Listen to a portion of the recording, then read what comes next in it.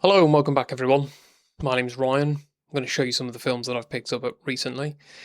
Some of these I've watched either in the past or upon getting the Blu-rays. You'll see some of them are open, some of them are not. Some of these I did already own, but were loaned to someone and are now returned. They weren't in the original video, so I'll do this. Hopefully this setup's a bit better. So yeah, let's go, shall we? So there's a decent amount of films here. Few box sets, which sort of bumps the numbers up, but let's go. So,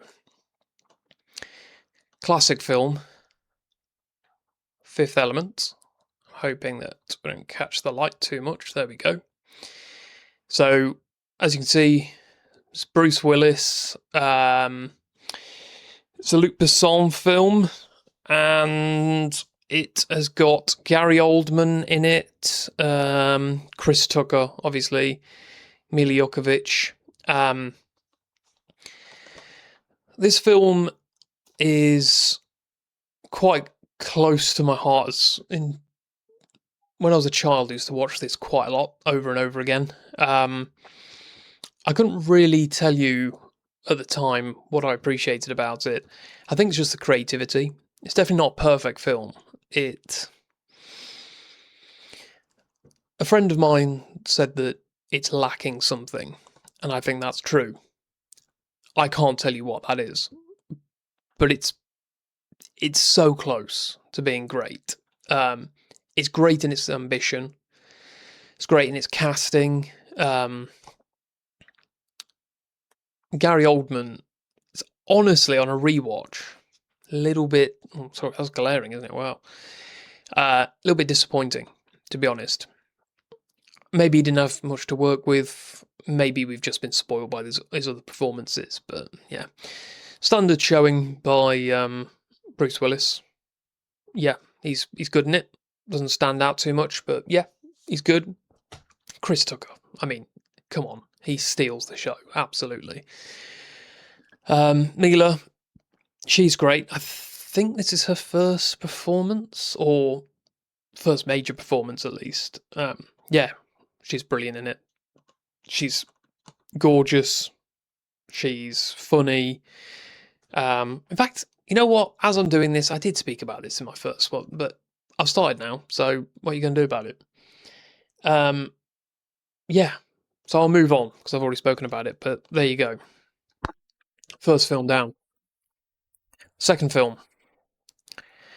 This is Scanners on 4K. Now, this is a film that I was aware of. Didn't know too much about it. I thought it was something to do with psychics, and I was right. It's a Cronenberg film, quite clearly a Cronenberg film. One of my favourites that I've watched, I'd say, of his.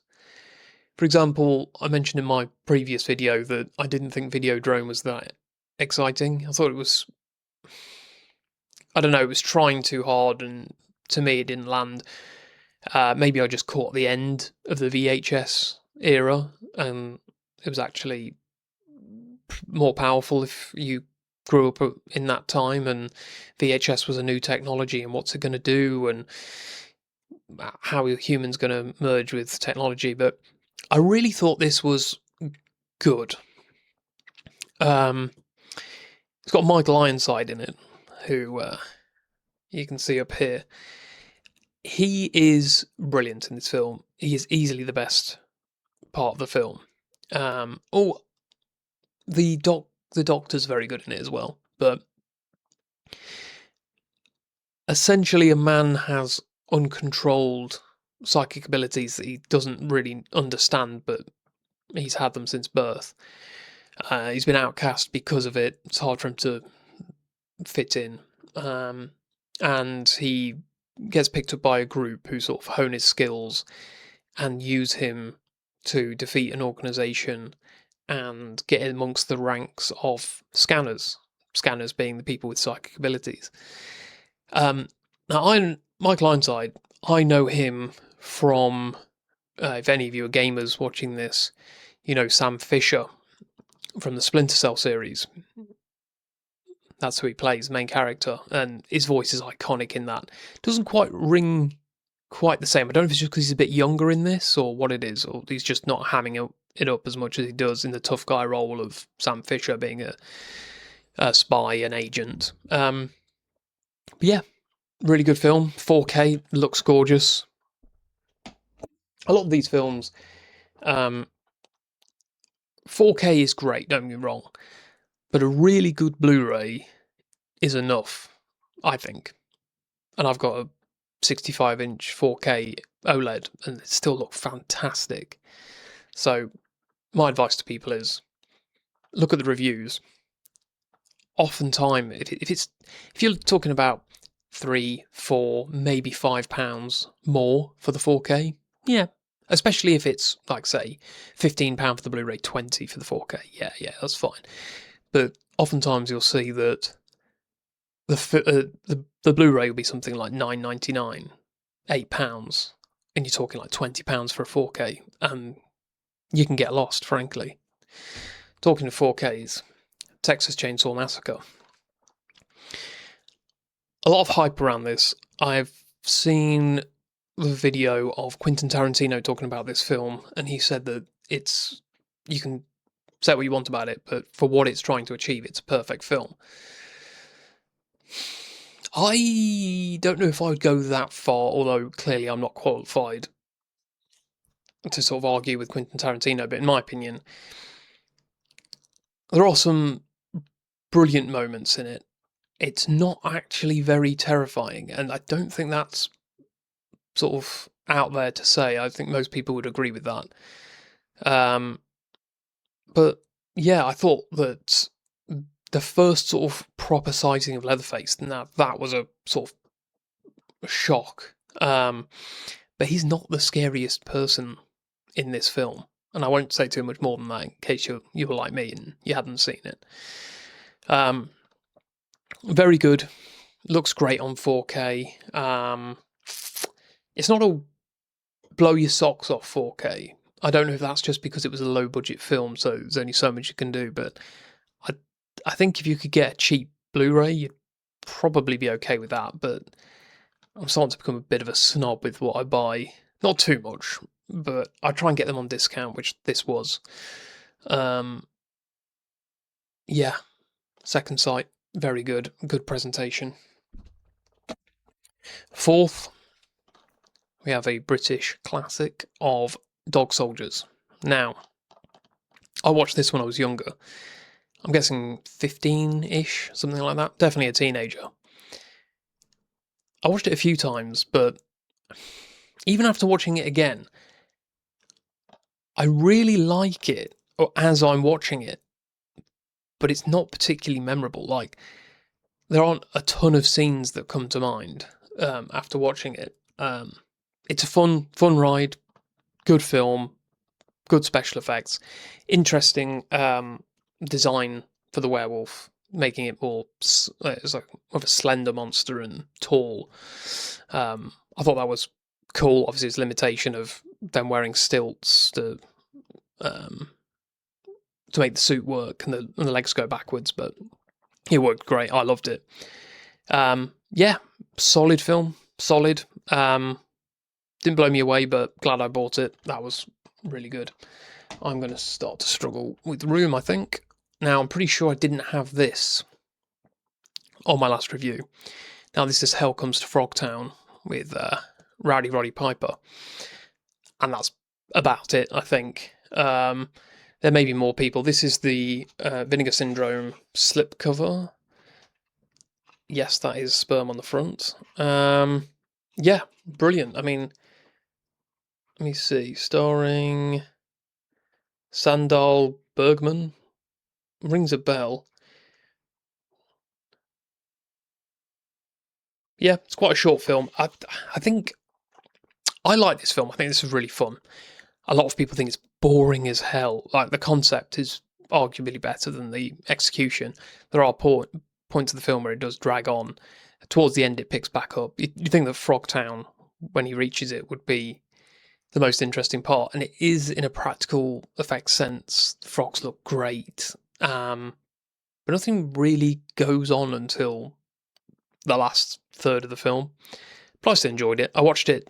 I guess one of the advantages to me watching it was I was around a friend's house, stayed over. He hadn't woken up yet. I'm bored, so I'm just like, go through his collection. What's this? Helpham's Frogtown? Never heard of it. Stuck it on. And so that was a bit like a discovery for me. If you got recommended it and somebody recommended it highly, you'd probably be disappointed. But just pulling it off a shelf and just being like, what the hell am I watching? That's the best experience for this, in my opinion. And it's Vinegar Syndrome. They always do over the top presentations for crap films. Even though I like it, it's crap.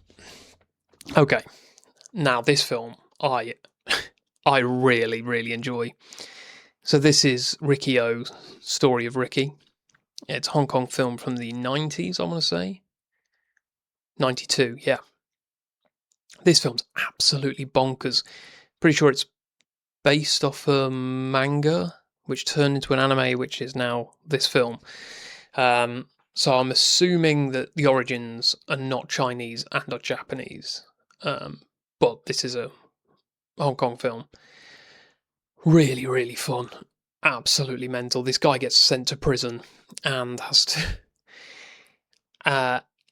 to sort of fight his way out. But it's his motives are vague and unimportant, frankly. The important bit is the gore, the fighting, the over-the-top nature of it, the special effects, even though some of them look awful, but it's so hilarious because they're so over-the-top gory and so in your face. And there's no lead up to them, it's just like bang, straight in your face, whiplash at some of these special effects. So much fun. I've introduced it to probably 4 or 5 people. I still don't get bored.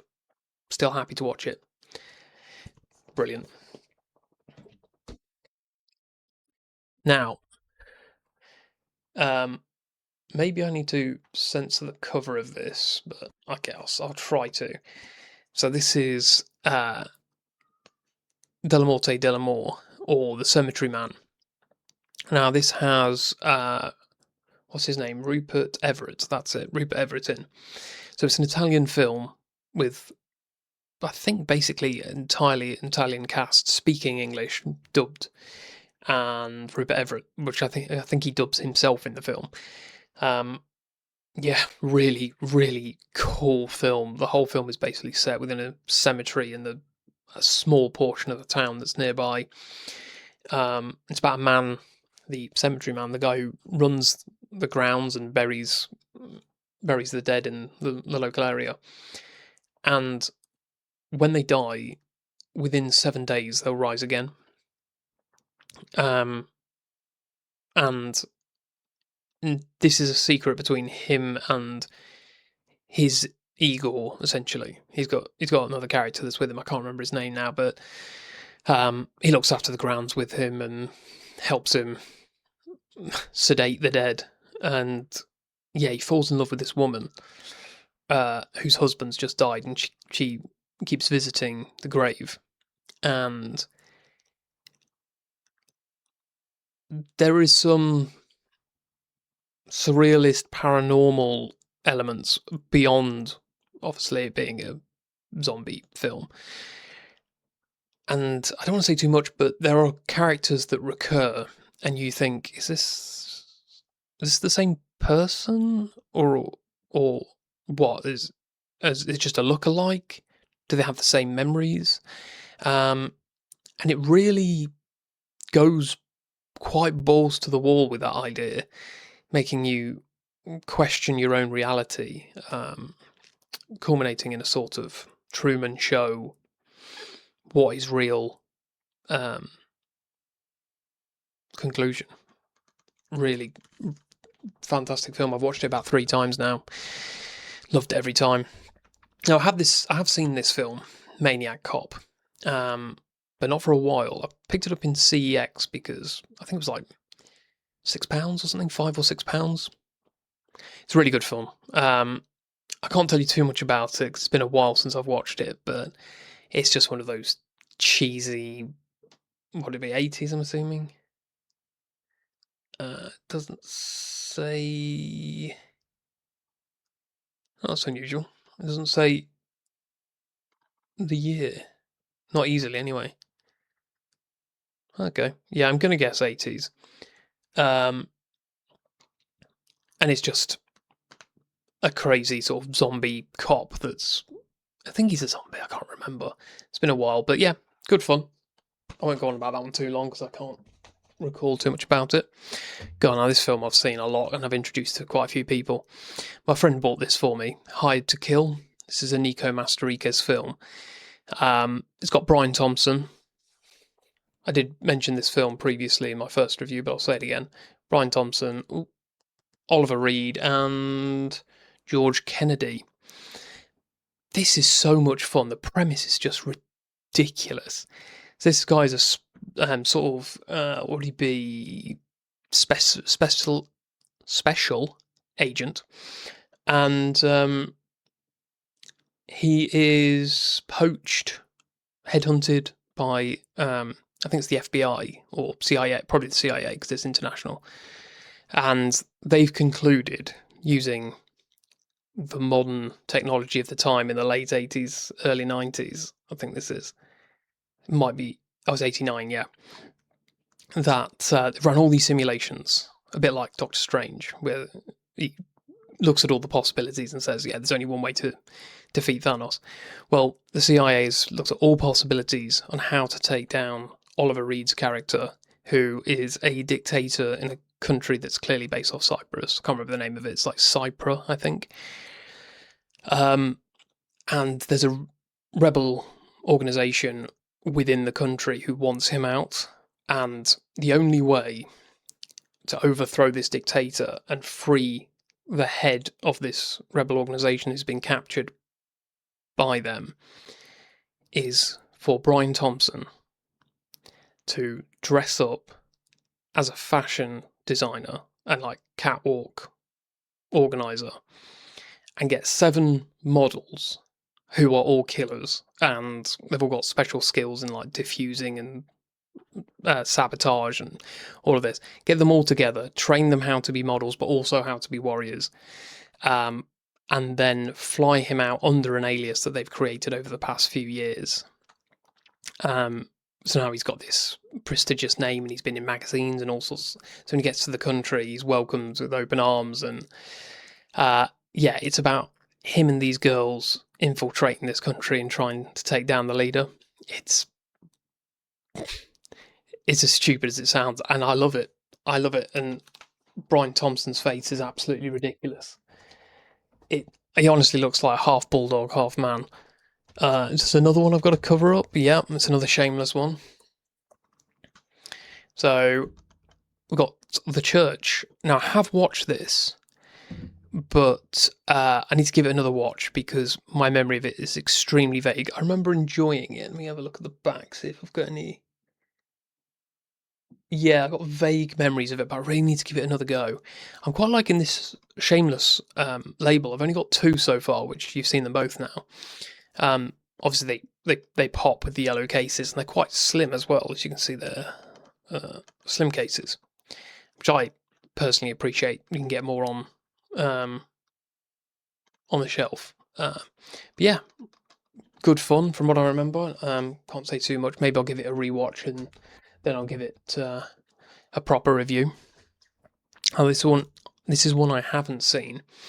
So this is my first network label, which I'm almost certain, in fact, I'm pretty sure I know, no longer exists. Now this is Hawk the Slayer. Honestly, I don't know anything about it. It was a new label to me. I was aware of them, but new to my collection. British film. The front of it is... Oh, God, I'm not doing well with this, am I? There we go. Just looked entertaining and over the top. So I thought, you know what, I'm going to give this a go. And it was pretty cheap. And I quite like my sword and sorcery fantasy films. Not like a huge fan. But I thought, you know what, my collection is quite odd. I don't always, but quite often collect stupid films just because I find them funny. This may fall under that, but I thought it's not the sort of stupid I'd usually collect. My sort of stupid would be some Hong Kong or Japanese nonsense. So next up we have Amalisa, which I have heard of. I think this was in the 2010s, this release, 2015. American production. The whole thing, I'm pretty sure, is stop motion. I'm a big stop motion fan. I've got stuff like Jason and the Argonauts, and do I have Godzilla? Oh, obviously I've got Godzilla, but do I have any stop motion? No. I used to have King Kong. I don't know where that's gone. Now I'm saying it, I think I need to add more to my stop motion collection. Oh, I've got Mad God as well, of course, which is probably the best you'll ever get, ever. No one's going to put 30 years into another project like that. But yeah, it won a lot of nominations, and yeah, it's probably going to pull up my heartstrings. I'll give it a go. And this was actually my first Curzon Artificial Eye label. I think I had one Curzon, but not that. Okay, now there's not really much introduction or explaining for these. This is Star Wars, the original trilogy. So, New Hope. Why am I blanking? Empire Strikes Back and Return of the Jedi. Yes. Really good films. Really enjoyed them. I love 4. I think it's arguably the best Star Wars film. 2 is great. Overrated in my opinion. Still great, don't get me wrong. Still great. Not as good as 4. And 6 is okay. It's got some good moments. Got some. In fact, no, take that back. It's got some great moments, but it's full of meh. It's full of who cares. Get the story moving. Like the final bit with Vader and him coming around. Yeah, fantastic, obviously, but a lot of it's a little bit dull in my opinion. Specifically talking about number 6. Right, on the same subject. Now, these are, in my opinion, underrated. I am biased because I grew up on these. I had watched the originals first before watching these, but as a child, I much preferred these. Now, one I loved when it came out. Absolutely loved it. On reflection, it's flawed. It's quite flawed, but it has some great potential. A bit like The Fifth Element. Like, it's not as close as Fifth Element to being great, but you just needed to take some bits out, shorten the film. I think there's something called the Phantom Edit, which is meant to be a lot better. So maybe I'd give that a go one day. Clone Wars I loved as a kid, frankly. It's not that great. Best thing in it is Count Dooku. And then, potentially the best Star Wars film, Revenge of the Sith. This is just brilliant. I honestly think that this is underrated, and from what I hear online, it's sort of gaining more traction and appreciation over the years.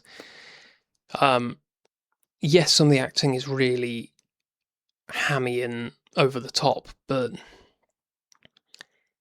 it's, when you sort of think of it as like an operatic drama,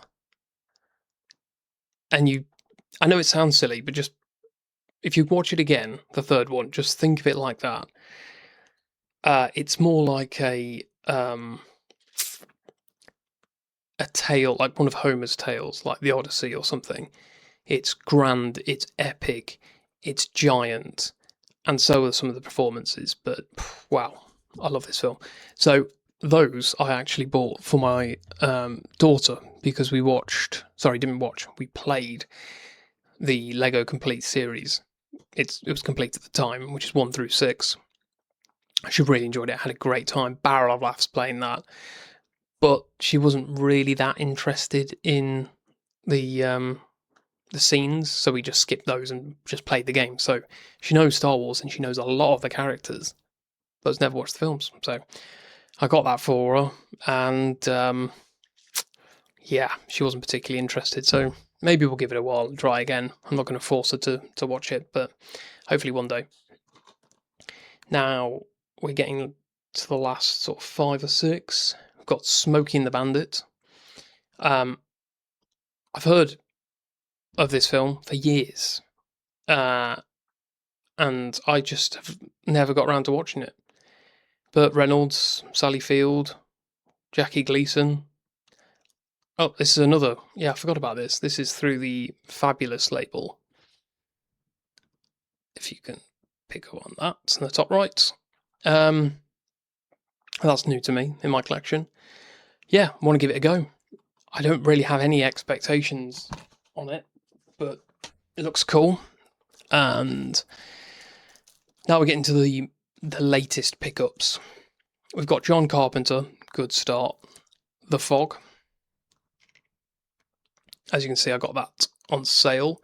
I almost picked this up for £6 on the dot from HMV, and the counter wasn't able to find the. If you wonder why my face just got darker, then hopefully this whole screen didn't go darker. But I've been talking so long that my screen went dark. So that was that. If you're wondering, it'd be interesting to see when I look back. Yeah, she couldn't find the disc in CEX, so I went across the street to HMV, wasn't looking for this, and saw it for 99p more for brand new. So absolutely picked it up. John Carpenter, big fan. I don't really know anything about it, but it looks very cool, I think. So yeah, we'll give that one a go. Now, this is a film that I have watched, and I've watched it many times, and if you're, well, say if you're British, probably Americans as well, will have watched this.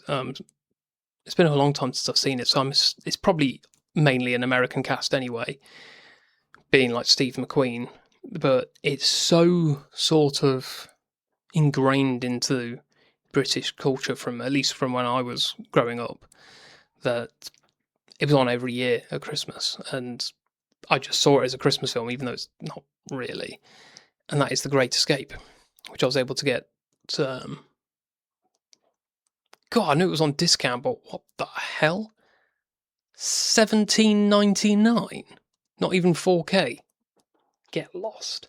And that's what I'm saying. Like, if that was $17.99, you're looking at like 25 quid for the Blu-ray. That's for the 4K. That comes down. Maybe it's £20, half the price for a Blu-ray. This is going to look great anyway. I can tell you now. Arrow do great transfers. This is enough. Don't get me wrong. I'd love the 4K of this, but not for twice as much. Yeah, brilliant film. Steve McQueen, one of the coolest guys ever. I really can't wait to watch it again. I don't think I've watched it in 15 years, potentially. So, yeah, when I saw that in HMV recently, that's a must. That's a must. Now, this one, my uncle told me about. He said that there's a remake with Sylvester Stallone, and it's nowhere near as good. Now, some of you may have already guessed this. It's a British film, question mark. Yeah, looking at it, it already looks British. And that is The Taking of Pelham 123. And again, got that on discount from $17.99 to $11. Nice slipcover on this. Arrow again. I don't really know much about this. I'm assuming that... Is it Beneath the Streets of Manhattan? Okay, it's not British. I don't know why I thought that. I think it just kind of looks British. Yeah, maybe I'm wrong, but the guy at the bottom definitely looks English. He may even be an English actor. So yeah, really looking forward to this. So it's clearly about a train, and I'm guessing it's a train heist, robbery, something like that. So my uncle has decent taste, so I'm looking forward to giving that a go. Now, this was a completely blind pick for me. So we've only got one more after this, but the next one's a biggie. It's a biggie. Outland by Peter Hymes probably, and it's got Sean Connery. Honestly, you've heard me say it before if you watched my other video. It just looked cool. It's a 4K. It's on discount down from £25 to 18. You know what? I was out with a friend. I don't usually go out to HMV and buy films, and I thought, you know what? Sod it. I was just, you know what it's like. It's just one of those days. I'm just getting it. I don't care. It looks cool. I've got the money, so I'm going to get it, and I got it. So I don't really know much about it, and I'm trying to keep it that way. But it's clearly something to do with space, and Sean Connery, very good actor in my opinion. So yeah, looking forward to that. Now, the last film or films probably needs a bit of an introduction, as many of you, in fact, if you guys are into Blu-rays, you might know this film because you're an Arrow fan. But I doubt many of you are a fan of the actual films. Now, I've only watched one of these, but it was pretty incredible. So, as you know, you may know, that was pretty presumptuous of me, wasn't it? I'm a big Godzilla fan. I've seen every Godzilla film. I like a lot of them. There was a rip-off of Godzilla. Just as Godzilla started to go downhill, like it went from a very serious, like, statement, frankly, about nuclear war to sillier and sillier and sillier and more appealing to children. And some of those I still love, frankly. But it did get to a point where the budgets were getting small, the creativity was lacking. They'd used the same suits from multiple films, and they'd start to look a bit tired. And then in the 80s, after I think it was a 9-year hiatus, Godzilla came back with a more serious tone, and it was a direct sequel to the original Godzilla, basically saying everything else cut, we're starting again. And that was known as the Heisei era. Now, if I'm pretty sure this is correct. So the original era from the 50s through to the 70s was known as the Showa era, which is correct. I'm pretty sure it's called the Showa era because it was under the Showa dynasty. So the emperor was Emperor Showa, and he died. And then when the next one started up, it was under Emperor Heisei. And now that continued into the Millennium series and blah, blah, blah, blah. But technically, they're all Heisei because the guy was still alive, and he may still be alive today. But in the Showa era, back in the sort of 60s, 70s, a copycat came along called Gamera, and they really went for the children angle, and the budgets were low, and the suits were crap, and people took the mick out of it. And someone, what was his name? I can't remember his name now. It's been a while since I've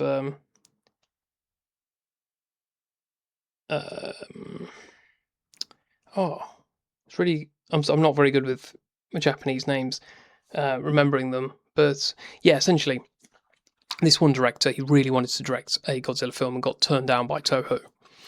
So when he got the opportunity to reboot this knockoff Godzilla that's a giant turtle who spits fire, he jumped at the opportunity. But he also took it in a darker, more serious tone, and arguably did the best suitmation.